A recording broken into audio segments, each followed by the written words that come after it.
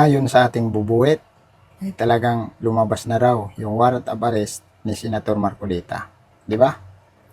Kasi nga gusto talaga nila ubusin, isa-isahin yung mga linya ni Duterte. Di ba? Si Jinggoy talagang sinusubukan ilang beses daw kinakausap na lumipat ng grupo. Hindi lumipat kaya tinuluyan, kinasuhan at pinakulong. Yung dalawa ay natakot kasi mga bahagyong buntot, si Chis Escudero, si Joel Villanueva ay talagang may kaso. Pero nung lumipat ng grupo, absuelto. Ngayon, ayon sa ating bubuet, ay talagang lumabas na raw.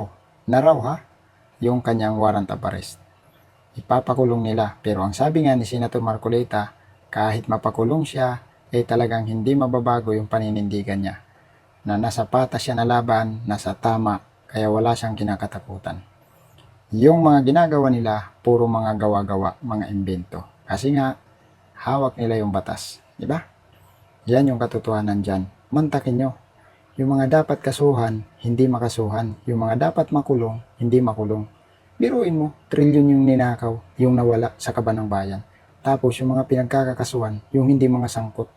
Yung tunay ng mga sangkot dyan sa pagnanakaw sa kaban ng bayan na inabot ng trilyon, yung mga nakalista dyan, ng mga nakatanggap ng pera na mali-malita, hindi nila makasuhan. Pero yung hindi nakalista dyan, yung walang kinalaman dyan, yun yung mga kinakasuhan kasi linya ni Duterte.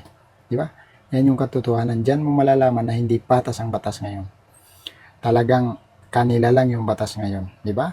Pagkakampi nila, absuelto ang kaso. Pagkalaban nila, gagawa ng kwento. Di ba?